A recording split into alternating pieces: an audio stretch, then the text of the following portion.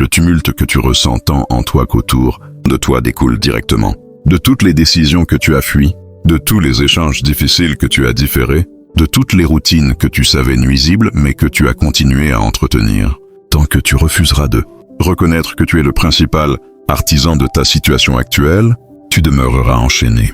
Ce n'est pas une sanction, mais une simple suite logique des faits. Le désordre visible, accumulation de travaux inachevés, liens destructeurs, endettement, mécontentement profond. Absence de cap n'est que le miroir de ton chaos interne.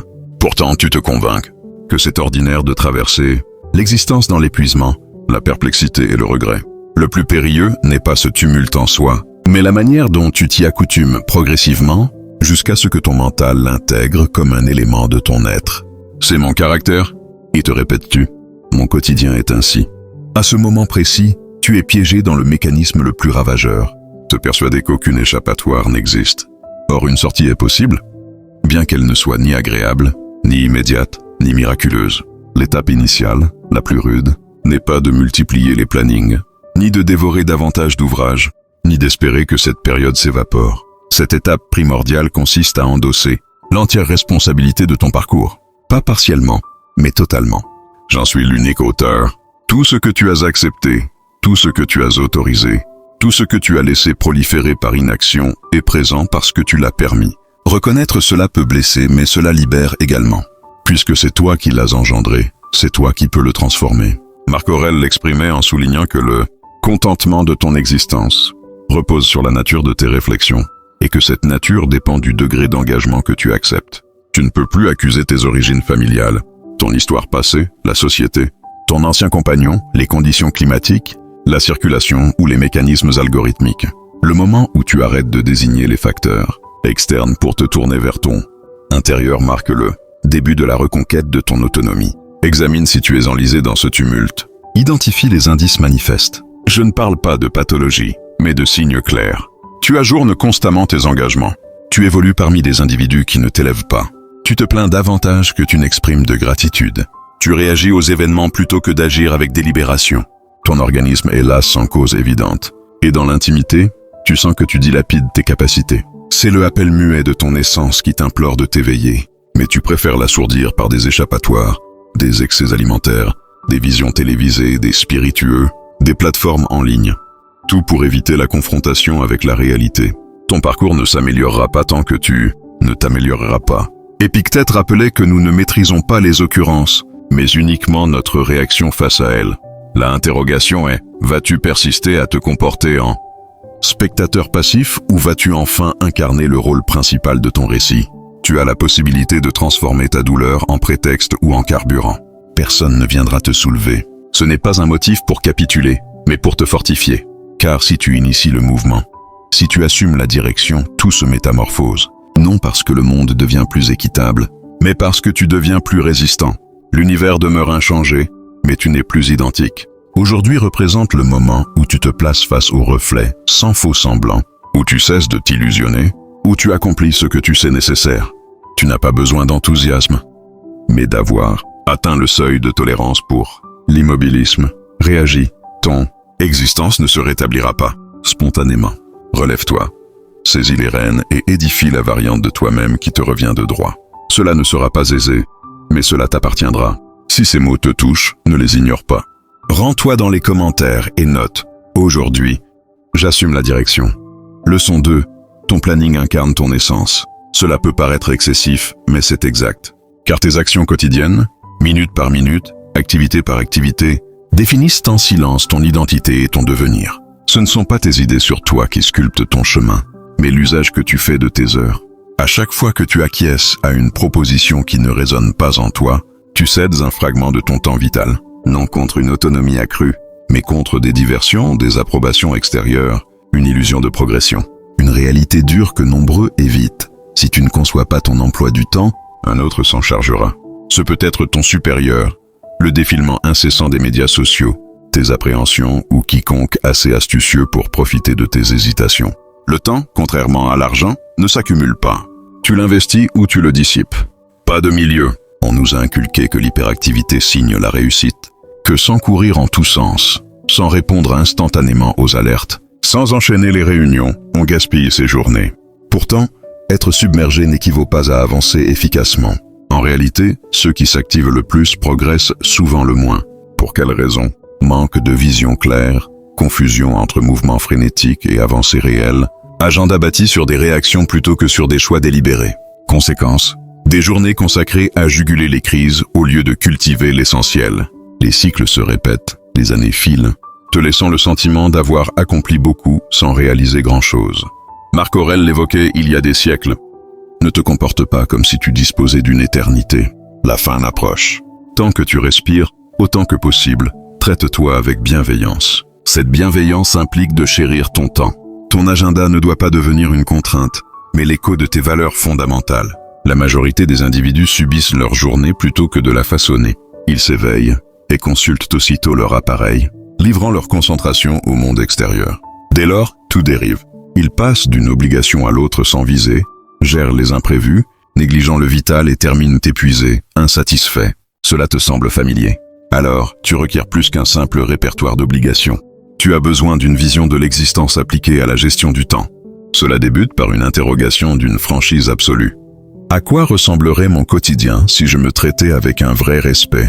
Si tu valorisais ton vitalité, ta pensée, tes aspirations, à quoi accorderais-tu ton accord? Et à quoi refuserais-tu? Élaborer un planning efficace ne signifie pas le remplir à outrance. C'est maîtriser l'art de sélectionner avec discernement. Prioriser ce qui te rapproche de l'existence que tu vises à créer et écarter sans remords ce qui n'est que remplissage. Parfois, la plus grande efficacité réside dans l'identification de tout ce que tu décideras de ne pas entreprendre. Démarre simplement. Réserve des créneaux pour méditer, innover, entretenir ton physique. Défends ces intervalles comme s'ils étaient intouchables, car ils le sont. Ce qui n'est pas noté dans ton planning n'existe pas dans ta réalité. Aspirer à du temps personnel ne suffit pas. Il faut le programmer, lui réserver une place. Et oui, apprendre à refuser sans excuses superflues, sans culpabilité. Chaque refus prononcé par respect pour soi équivaut à un accord envers ta sérénité, ta focalisation, ton développement. Épictète affirmait que la vraie liberté n'est pas de tout faire à sa guise, mais de ne pas être asservi aux attentes d'autrui. Refuser n'est pas égoïste, c'est agir avec maturité. Car si tu ne protèges pas ton temps, nul ne le fera. Ton parcours se compose de tes journées de tes moments, et tes moments de tes choix. Si tu ne choisis pas, d'autres le feront. Sans considération pour tes besoins, admets-le. Ton planning n'est pas une banale grille ou une application. C'est ton essence exprimée en instant. Chaque espace libre représente une chance, chaque inscription un engagement, et chaque journée vécue sans viser un jour irrécupérable. Si tu es disposé à abandonner les réactions pour adopter la conception, rends-toi en commentaires et notes. Aujourd'hui, je deviens le concepteur de mon temps. Cela marquera le début de la reprise en main de ton existence. Leçon 3. Des pratiques rituelles qui préservent ton existence. Ce n'est pas exagéré. Ces instants brefs au commencement et à la clôture de ta journée décident si tu construis ton chemin avec délibération ou si tu le subis en mode automatique. Les 30 premières minutes au réveil et les 30 dernières avant le sommeil sont précieuses. Ce sont les passages par lesquels circule l'énergie qui modèle ta journée ou le désordre qui la ravage. Tes actions matinales ne sont pas anodines. Elles constituent une affirmation. Tu indiques à l'univers et à toi-même qui détient les commandes. Si ton geste initial est d'activer ton appareil pour plonger dans les messages, les actualités, les flux ou les imprévus, tu remets aussitôt la barre à des influences extérieures. Tu abdiques ta lucidité avant même ton premier souffle conscient. Le soir, si tu conclus ta journée écran allumé, absorbé par des contenus superflus, des comparaisons ou des fuites dans le divertissement, tu termines avec un esprit encombré et un organisme agité. Tu ne récupères pas, tu évites simplement. Les stoïciens comprenaient que tout repose sur ces petites choses. Marc Aurèle débutait ses journées en se remémorant sa vocation à agir avec intégrité, non à succomber au plaisir fugace. Toi aussi, tu peux regagner le contrôle de ton temps et de ta pensée en instaurant des rituels pour ton lever et ton coucher. Il ne s'agit pas d'imiter une routine idéale tirée d'un manuel, mais de créer tes propres pratiques alignées sur tes objectifs, sur ce que tu souhaites nourrir. Peut-être noter tes réflexions avant que le bruit du monde ne les noie. Peut-être absorber un texte qui élève ton esprit. Respirer calmement. Mobiliser ton corps avec attention. Ou simplement, contempler l'extérieur pour te rappeler ta vitalité. Le soir, consigner tes découvertes. Exprimer ta reconnaissance ou observer tes émotions sans critique. Conclure ta journée avec visée, comme on ferme un rideau, conscient qu'une nouvelle scène débutera demain. Ces rituels ne calment pas seulement l'esprit. Ils entraînent le cerveau à instaurer de la structure dans le tumulte. Le défi est que nous minimisons l'impact du quotidien. Nous imaginons qu'un changement radical ou une illumination massive est requis pour transformer une vie. En vérité, ce sont les gestes modestes, répétés avec attention, qui la modèlent. Ces choix aux extrémités de la journée créent un effet en chaîne. Un début confus entraîne tout le reste dans la confusion. Leçon 4, ton cadre de vie reflète ta pensée. Ce n'est pas une image poétique, c'est une réalité vérifiable sur le champ. Observe ton espace de travail, ta chambre, ta cuisine, ton véhicule. Que constates-tu? Accumulation, fouillis, éléments dispersés depuis longtemps? Rien de cela n'est insignifiant. C'est l'extension concrète de ton état interne. Même si tu te persuades que ton inventivité requiert ce fouillis ou que tu rangeras plus tard, la réalité est que ce désordre externe alimente ton trouble intérieur. Chaque item mal placé, chaque zone ignorée, chaque choix reporté draine ta vitalité de façon subtile. Tu ne le perçois pas immédiatement, mais tu le subis. Manque de netteté, tension diffuse, lassitude inexpliquée. Ton cadre sabote ton équilibre, et si tu l'ignores, tu restes bloqué. Le fouillis n'est pas seulement visuel, c'est un enjeu psychique. L'amoncellement d'objets masque souvent une esquive. Tu gardes des choses au cas où. Des habits inutiles, des documents, des reliques qui occupent l'espace sans rien apporter. Inconsciemment, tu reproduis ce pattern dans tes sentiments, tes idées et tes liens. Tu diffères des résolutions, accumules des obligations en attente, maintiens des connexions vides de sens. Marc Aurèle notait que notre existence est façonnée par nos réflexions. Comment espérer des réflexions claires dans un cadre qui hurle la confusion? Tu dois intervenir, non par rigidité, mais par clairvoyance. Les principes minimalistes ne sont pas une tendance passagère. Ce sont des moyens concrets pour recouvrer ton focus. Il ne s'agit pas de tout éliminer, mais de retenir uniquement ce qui a une vraie signification. Commence par un secteur restreint, ton plan de travail, ton sac ou un compartiment. Nettoie-le avec délibération. Pour chaque élément, interroge, apporte-t-il une valeur authentique ou occupe-t-il simplement la place? En ai-je besoin ou le conserve-je par inertie? Agis sans remords, avec résolution, et étends à d'autres zones progressivement. Tu éprouveras un allègement. L'espace deviendra plus harmonieux et ton mental respirera mieux.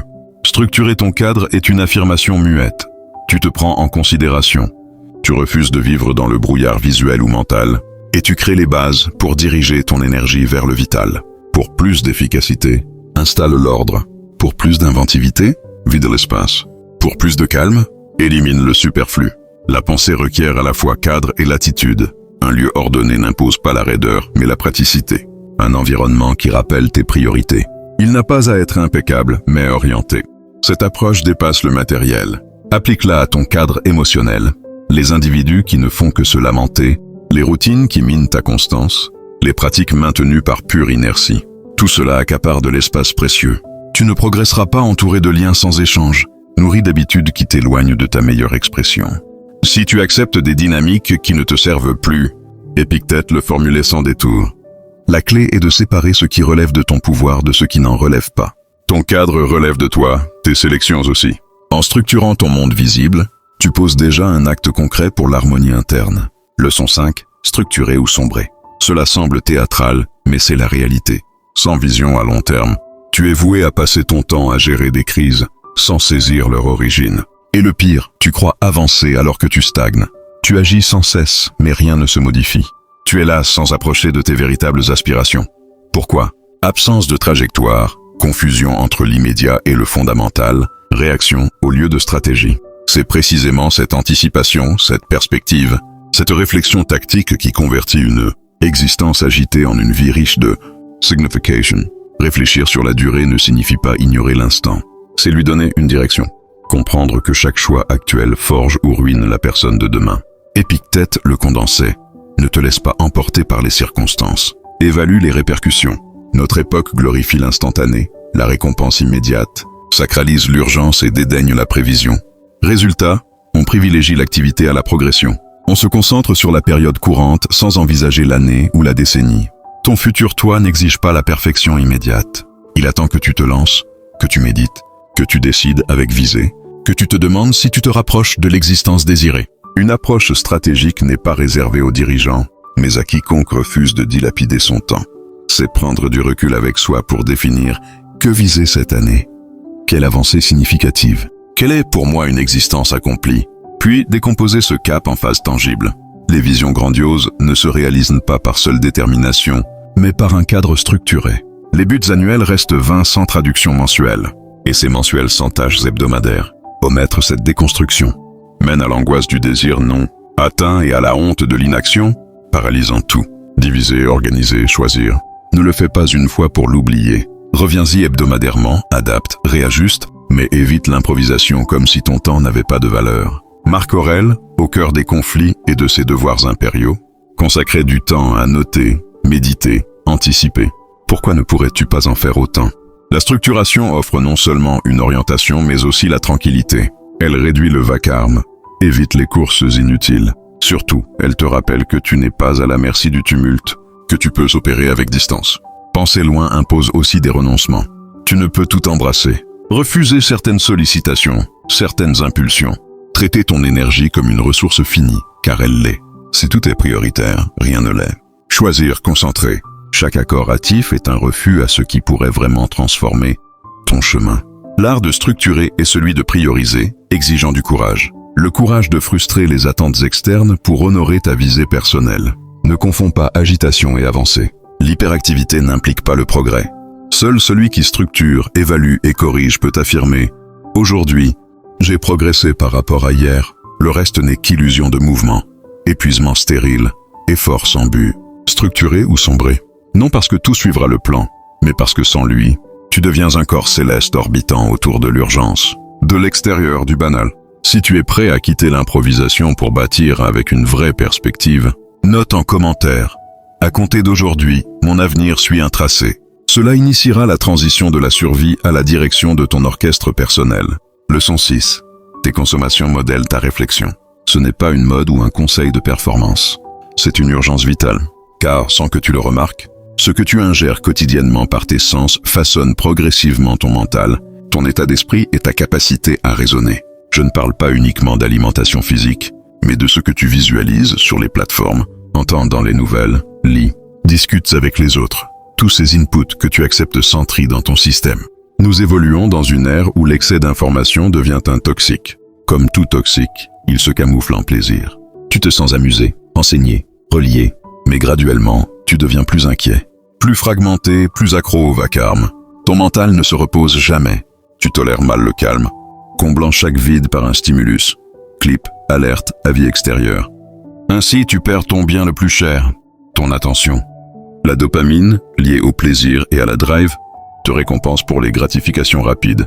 Approbation, défilement, titre sensationnel.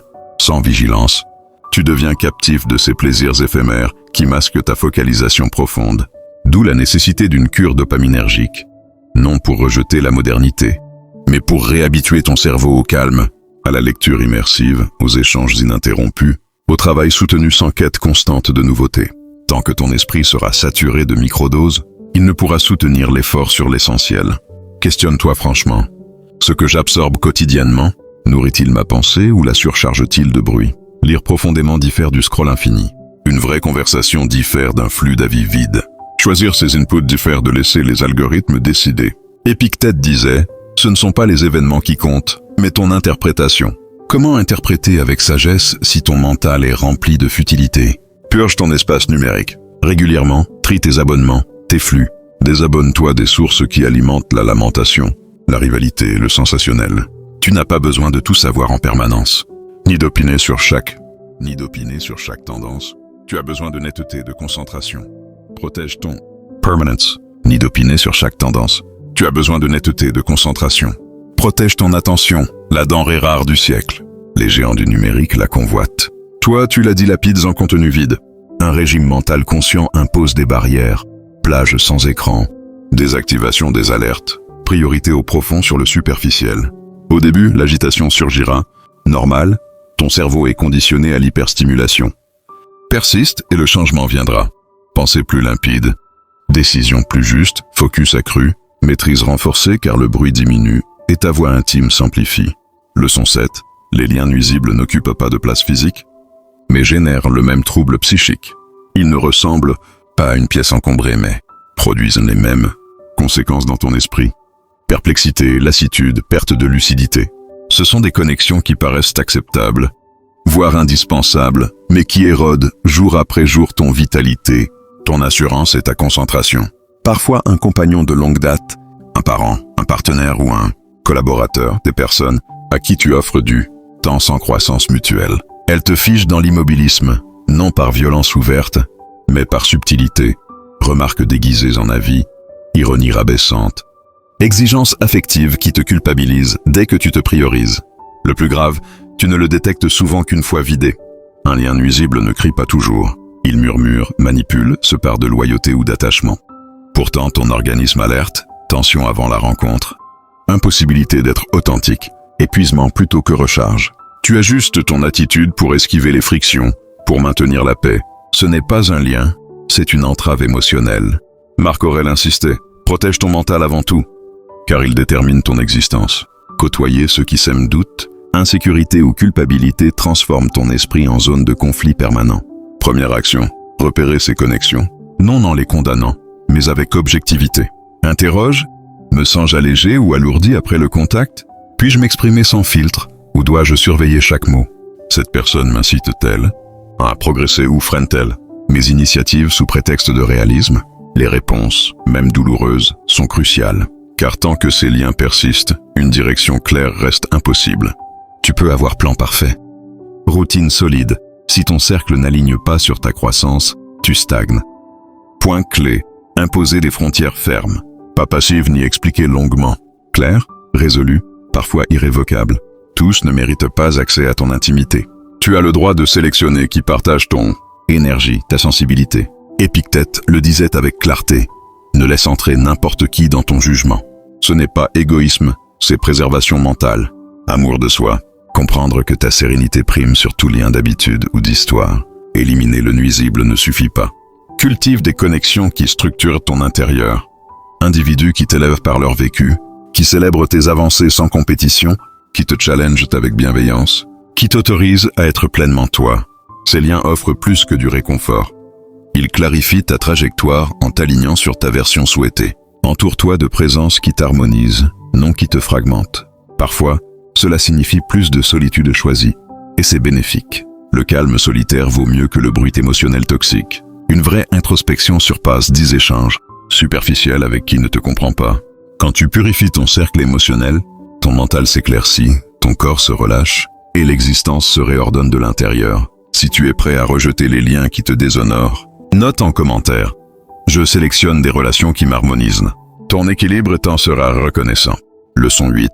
Ton organisme représente aussi une forme d'harmonie.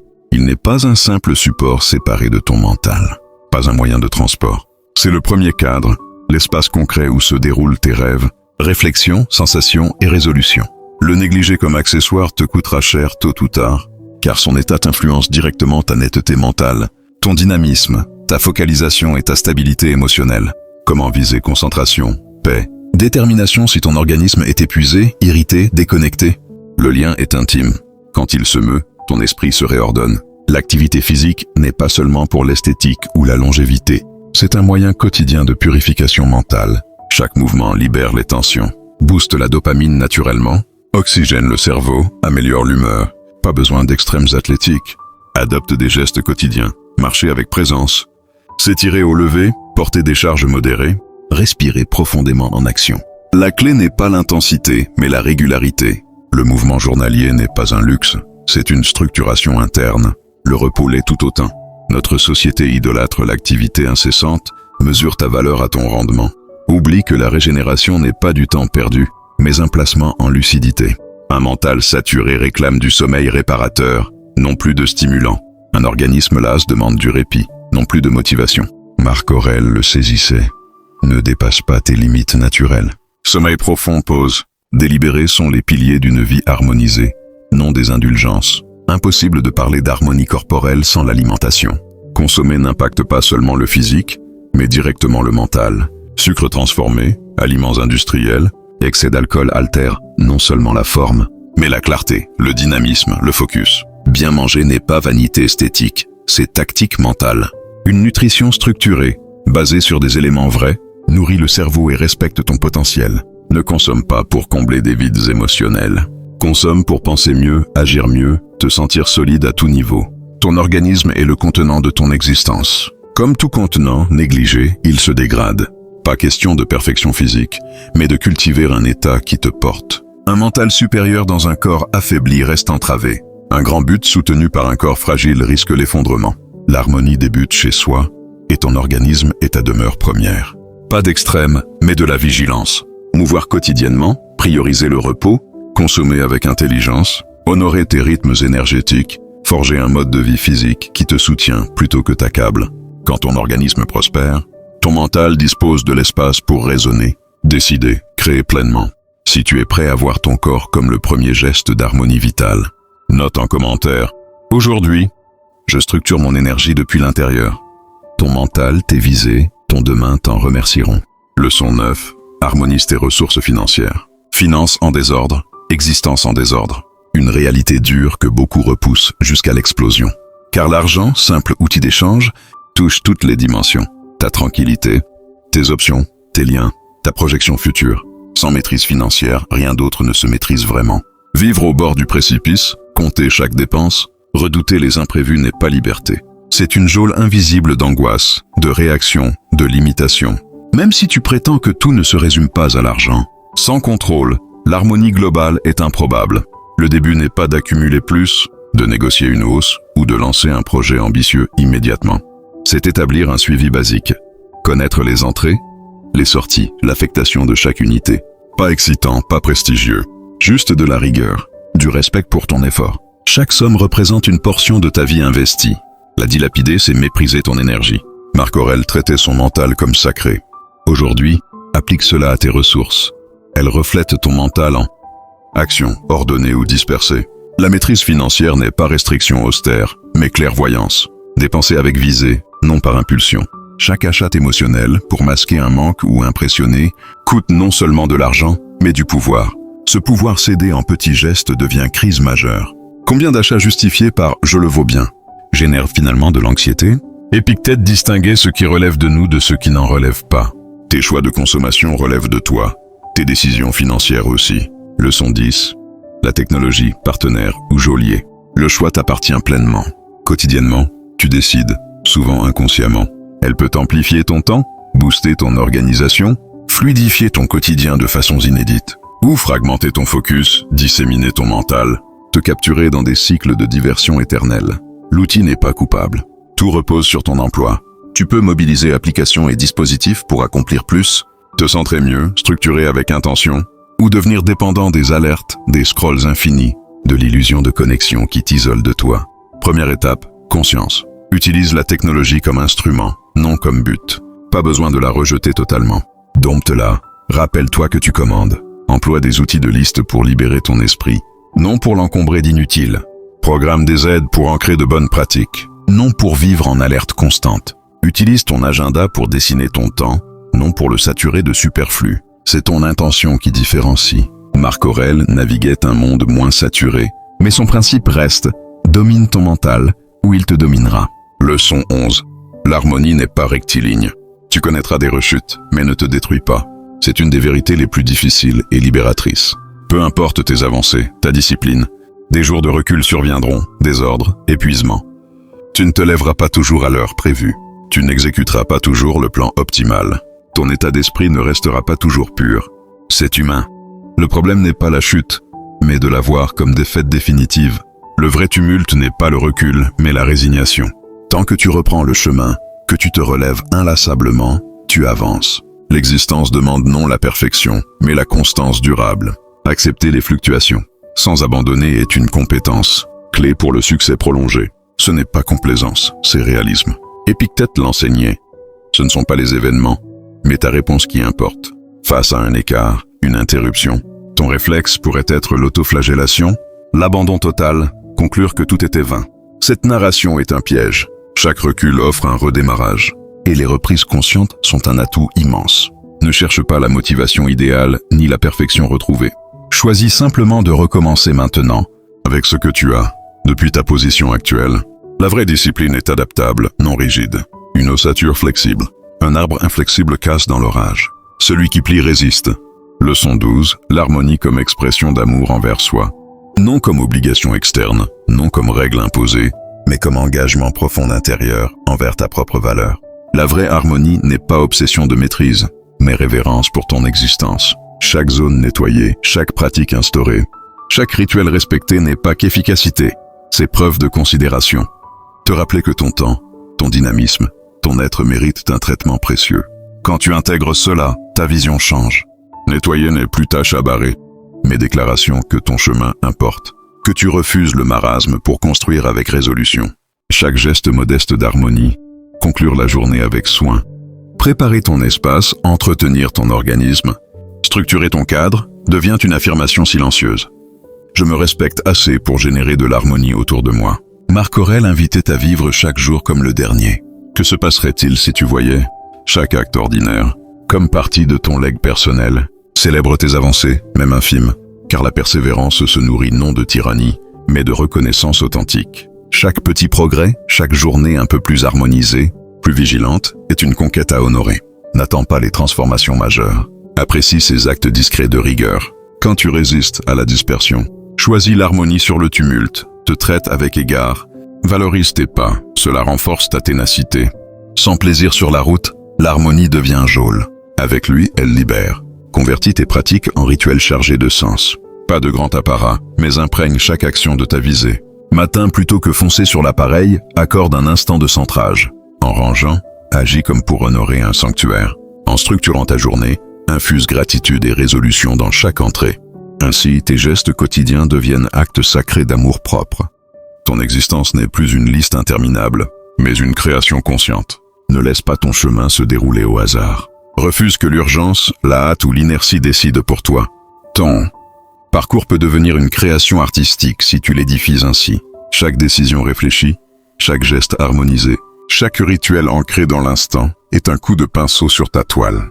Tu n'as pas à tout dominer, mais à orienter ton énergie vers l'essentiel. Le sacré n'est pas confiné à la spiritualité ou aux grands instants. Il réside dans ta manière de traverser le banal. L'harmonie, née de l'amour, non de la contrainte, devient acte spirituel. Non pour être admiré, mais parce que tu sais profondément que chaque journée mérite révérence. Que toi, tu mérites de vivre dans la révérence.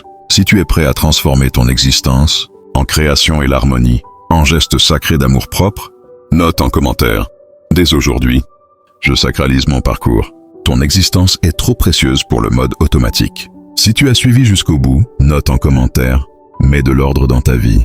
Je t'invite à suivre, à activer les alertes et à commenter pour signaler que ce contenu aide des personnes comme toi.